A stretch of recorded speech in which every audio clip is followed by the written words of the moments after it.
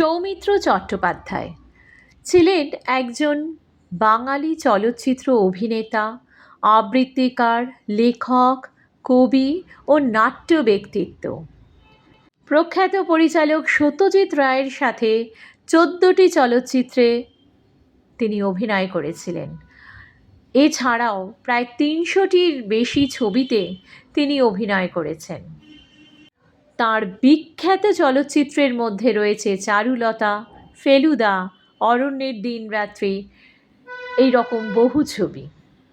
তিনি জন্মগ্রহণ করেছিলেন 1935 সালের 19শে জানুয়ারি। শৈশবের প্রথম দিকে তিনি থাকতেন কৃষ্ণনগরে এবং কৃষ্ণনগরের সেন্ট জনস বিদ্যালয়ে পঞ্চম শ্রেণী পর্যন্ত পড়াশোনা করেন। তারপর বাবার চাকরি বদলের কারণে তাঁরও বিদ্যালয় বদল হতে থাকে। এরপর বিদ্যালয় শেষ করেন হাওড়া জেলা স্কুলে, তারপর কলকাতার সিটি কলেজে আইএসসি, তারপর বিএ অনার্স বাংলা নিয়ে পড়েছেন। পোস্ট গ্র্যাজুয়েট কলেজ অফ আর্টসে 2 বছর পড়াশোনা করেন। কলেজে যখন পড়ছিলেন তখন তার সাথে আলাপ হয় নাট্য ব্যক্তিত্ব শিশির কুমার ভাদুড়ির সাথে। তখন থেকে অভিনয়কে জীবনের প্রধান লক্ষ্য করে নেবেন বলে ভেবেছিলেন। তার কর্মজীবন শুরু হয়েছিল আকাশবাণীর ঘোষক হিসেবে। তার পাশাপাশি থিয়েটারে অভিনয়, ছবিতে অডিশন, এইগুলো তো চলছিলই। 1957 সালের পরিচালক কার্তিক বসুর নীলাচলে মহাপ্রভু ছবিতে তিনি অডিশন দিয়েছিলেন, কিন্তু সুযোগ পাননি। তার বদলে সুযোগ পেয়েছিলেন অসীম কুমার। তবুও চেষ্টা চালিয়ে গেছেন। এরপর 1959 সাল প্রখ্যাত পরিচালক সত্যজিৎ রায় সৃষ্টি করলেন অপুর সংসার। এই অপুর সংসার ছবিতে শর্মিলা ঠাকুরের বিপরীতে সৌমিত্র চট্টোপাধ্যায়ের সর্বপ্রথম কাজ। প্রথম ছবি অপুর সংসারে তিনি বুঝিয়ে দিলেন তিনি দুর্দান্ত অভিনেতা। অপুর সংসার ছবিতে অপু চরিত্রটি সৌমিত্র চট্টোপাধ্যায় ছাড়া যেন ভাবাই যায় না। এত সুন্দর অভিনয় করেছিলেন এবং সেই অভিনয়ের জন্য সব জায়গায় তিনি প্রশংসিত।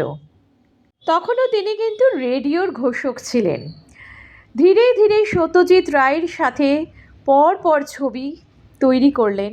বিভিন্ন চরিত্রে আমাদের সামনে তিনি এসেছেন। তার অভিনীত কিছু কিছু চরিত্র দেখে মনে হয় যেন চরিত্রগুলো থেকে কিংবা তাকে মাথায় রেখে সত্যজিৎ রায় হয়তো চরিত্রগুলো তৈরি করেছিলেন। সত্যজিৎ রায়ের ছবিতে তার অভিনীত চরিত্রগুলির মধ্যে সবথেকে জনপ্রিয় চরিত্র হল ফেলুদা। তিনি সোনার কেল্লা এবং জয় বাবা ফেলুনাথ ছবিতে ফেলুদার ভূমিকায় অভিনয় করেছিলেন এবং তারপর ফেলুদা বলতে সৌমিত্র চট্টোপাধ্যায় ছাড়া আর অন্য কাউকে ভাবা যেত না। যারা বই পড়তো, ফেলুদার গল্প, ফেলুদার উপন্যাস পড়েছে, সেখানটাও মনে মনে সৌমিত্র চট্টোপাধ্যায়কেই ফেলুদা হিসেবে বসিয়ে দেওয়া হয়েছিল। এমনকি স্বয়ং সত্যজিৎ রায় বলেছেন যে তিনি ফেলুদা অন্য কাউকে নেওয়ার তিনি ইচ্ছে করেছিলেন, কিন্তু পাননি সেভাবে। এবং সোনার কেল্লা বের হওয়ার পর তিনি স্বীকার করেছিলেন যে সৌমিত্রর চেয়ে ভালো আর কেউ এই ছবিটি করতে পারতেন না। সুদীর্ঘ 60 বছরের চলচ্চিত্র জীবন, 300র বেশি চলচ্চিত্রে তিনি অভিনয় করেছেন। এরপর 1960 সালে তপন সিংহের পরিচালনায় ক্ষুধিত পাষাণ মুক্তি পেল। সেখানেও তিনি অসাধারণ অভিনয় দেখিয়েছেন। পরের বছর আবার সত্যজিৎ রায়ের সঙ্গে 3 কন্যা ছবিতে অপর্ণা সেনের বিপরীতে তিনি অভিনয় করেন। তারপর আবার তপন সিংহের ঝিন্দের বন্দি, যে ছবিতে তিনি মহানায়ক উত্তম কুমারের সাথে অভিনয় করেছিলেন, কিন্তু সেখানে খলনায়কের ভূমিকায় অভিনয় করেছিলেন। সৌমিত্র চট্টোপাধ্যায় এবং খলনায়ক ভাবাই যায় না, কিন্তু ঝিন্দের বন্দি ছবিতে সৌমিত্র চট্টোপাধ্যায় ময়ূরবাহন চরিত্রটি এত অপূর্বভাবে ফুটিয়ে তুলেছিলেন, তার ওই হাসি, সব মিলিয়ে একদম অসাধারণ।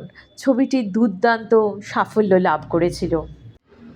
এরপর শ্রেষ্ঠত্বের বিচারে উত্তম কুমারের সাথে সৌমিত্রকে নিয়ে ভক্তরা বিভক্ত হয়ে গিয়েছিল। চায়ের কাপে, চায়ের আড্ডায় তুফান চলতো, কে উত্তমের ভক্ত, কে সৌমিত্রর ভক্ত। এইভাবে একটা ভাগাভাগি সৃষ্টি হয়ে গিয়েছিল, উত্তমের টিম ভার্সেস সৌমিত্র টিম। মজার ব্যাপার হলো, স্বয়ং সৌমিত্র চট্টোপাধ্যায় মহানায়ক উত্তম কুমারের ফ্যান ছিলেন। অনেক ছবিতেই মহানায়ক উত্তম কুমারের সাথে সৌমিত্র চট্টোপাধ্যায়কে দেখা গেছে, তারা একসাথে অভিনয় করেছেন।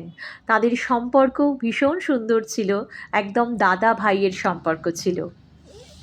এরপর 1961 সালে পুনশ্চ চলচ্চিত্রে তিনি প্রথমবার মৃণাল সেনের পরিচালনায় অভিনয় করেছিলেন এবং 1962 সালে অজয় করের পরিচালনায় সুচিত্রা সেনের সঙ্গে সাত পাকে বাঁধা চলচ্চিত্রে অভিনয় করেন।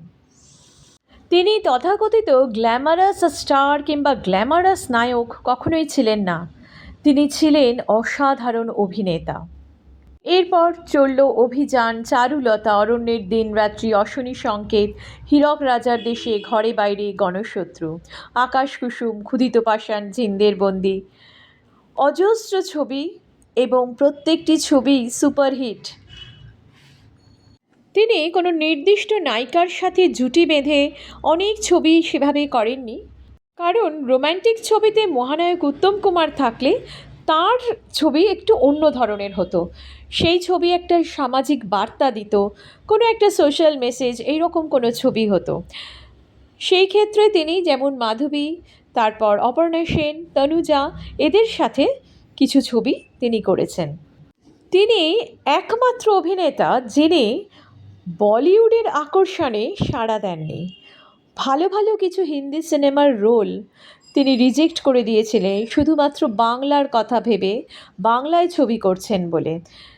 বরাবর বলেছেন হিন্দি ছবি তাকে সেভাবে আকৃষ্ট করে না, আর তাই ন্যাশনাল স্টার হওয়ার জন্য তার কোনো ইচ্ছা ছিল না।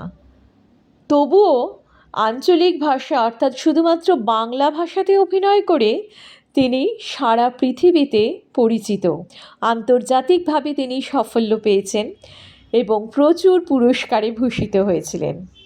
তার অভিনয়ের মাধ্যমে তিনি বুঝিয়ে দিয়েছিলেন যে পুরস্কার পাওয়ার জন্য কিংবা সর্বাধিক পরিচিতি পাওয়ার জন্য বলিউড শেষ কথা নয়, কিংবা বম্বেতে গিয়ে হিন্দি ছবি করলেই বিরাট কিছু হয়ে যাবে সেটা নয়। তার বাংলা ভাষা মাতৃভাষা, সেই মাতৃভাষার মাধ্যমে তিনি এতটাই উঁচুতে উঠতে পেরেছিলেন। সিনেমা ছাড়া তিনি বহু নাটক, যাত্রা এবং টিভি ধারাবাহিকেও অভিনয় করেছেন। তিনি নিজে নাটক ও কবিতা লিখেছেন, নাটক পরিচালনাও করেছিলেন। তাপসী, নামজীবন, রাজকুমার, ফেরা, নীলকণ্ঠ, ঘটক বিদায়, দর্পণে শরৎ শশী, চন্দনপুরের চোর, শেষের কবিতা, হোমা পাখি, এই নাটকগুলি অসাধারণ নাটক যেগুলি তাঁর নির্দেশিত এবং তিনি অভিনয়ও করেছিলেন এই নাটকে। অজস্র বই লিখেছেন, যেমন শ্রেষ্ঠ কবিতা পরিচয়, মানিকদার সঙ্গে, প্রতিদিন তব গাথা, চরিত্রের সন্ধানে, কবিতা সমগ্র, মধ্যরাতের সংকেত, দিনের শেষে, শেষে বেলায়, আত্মপরিচয়। 2012 সালে দাদা সাহেব ফালকে পুরস্কার লাভ করেছিলেন এবং 2004 সালে পেয়েছিলেন পদ্মভূষণ। এছাড়াও পেয়েছেন অজস্র আন্তর্জাতিক পুরস্কার। তিনি কেবল পর্দায় ফেলুদা বা অপু নন, বাস্তব জীবনেও ছিলেন একজন শান্ত, রুচিশীল ব্যক্তি, আড্ডাপ্রিয় মানুষ যিনি বাংলা ভাষাকে ভালোবাসতেন, আমৃত্যু শিল্প সংস্কৃতির মধ্যে ডুবে থাকতে ভালোবাসতেন। 1960 সাল নাগাদ তিনি বিবাহ করেছিলেন দীপা চট্টোপাধ্যায়কে। সৌমিত্র দীপার দাম্পত্য জীবন ছিল পারস্পরিক সম্মান ও ভালোবাসায় ভরা একটা সুন্দর সংসার। দীপা চট্টোপাধ্যায় ছিলেন ব্যাডমিন্টন চ্যাম্পিয়ন, স্টেট লেভেলে খেলতেন তিনি। বিয়ের পরে অবশ্যই সংসারে মন দিয়েছিলেন। তাদের এক কন্যা এবং এক পুত্র। যখন সৌমিত্র অভিনয় করতেন তখন দীপা সংসার সামলেছেন। নিজেদের ব্যক্তিগত জীবন কখনো মিডিয়াতে আসেনি। নানা সাক্ষাৎকার শুনে এটা বোঝা যায় যে দীপা চট্টোপাধ্যায় শুধুমাত্র তার জীবনের লাইফ পার্টনার ছিলেন না, তিনি ছিলেন একটা গাইডিং ফোর্স, যিনি বাড়িটাকে একটা শান্তিপূর্ণ আশ্রয় তৈরি করেছিলেন। সর্বদা দীপা চট্টোপাধ্যায় তার পাশে থেকেছেন, যখন থেকে তিনি সংগ্রাম করেছেন, তারপর যখন পিক একদম খ্যাতির মধ্য গগনে, এমনকি তার শেষ দিনগুলোতেও স্ত্রীকে তিনি সর্বদা পাশে পেয়েছিলেন এবং তিনিও ছিলেন এক আদর্শ স্বামী এবং অবশ্যই আদর্শ পিতা। স্ত্রী দীপা অসুস্থ ছিলেন, কিন্তু অসুস্থ থেকেও তার পাশে ছিলেন এবং সেটাই তার কাছে বিরাট জোর ছিল। এছাড়া তার আদরের প্রিয় নাতি অসুস্থ ছিলেন, তো সেটার জন্য এই মানুষটি মনে মনে খুবই কষ্টে থাকতেন। আমৃত্যু কাজ করে গেছেন, একটার পর একটা ছবিতে অভিনয় করে গেছেন, সেখানে তার কোনো ক্লান্তি ছিল না। 2020 সাল যখন চারিদিকে কোভিড আক্রমণ করেছে, সেই সময় পর্যন্ত তিনি কাজ করেছেন। নভেম্বর মাসে আর তিনি পারলেন না, কোভিডে আক্রান্ত হয়ে তিনি চিরকালের জন্য বিদায় গ্রহণ করলেন। তার চলে যাওয়ার কমাসের মধ্যে তার স্ত্রীকেও তিনি সাথে ডেকে নিলেন। তার স্ত্রী দীপা চট্টোপাধ্যায়ও চলে গেলেন এই পৃথিবী ছেড়ে। এই দুজনের ভালোবাসায় বোঝা যায় যে তাদের কি অদ্ভুত সম্পর্ক ছিল, কি আশ্চর্য বন্ধন ছিল। তাদের আইডিয়াল দম্পতি বলাই যায়। এমন একটা মানুষ, যে মানুষটার সাথে কখনো রিউমার কিংবা স্ক্যান্ডেল থাকেনি। তিনি সর্বদা লেখালেখি, নিজের সংস্কৃতি, শিল্প, নাটক এইসব নিয়ে খুবই ব্যস্ত থাকতেন। বাংলা চলচ্চিত্রে এবং বাংলা সাহিত্যে তার অবদান অনস্বীকার্য। তিনি চিরকাল দর্শকের মনে চিরস্থায়ী হয়ে থেকে যাবেন। কবিতা, থিয়েটার, চলচ্চিত্র চর্চা সব কিছুতেই তাঁর অদম্য উৎসাহ দেখার মতো প্রশংসনীয়।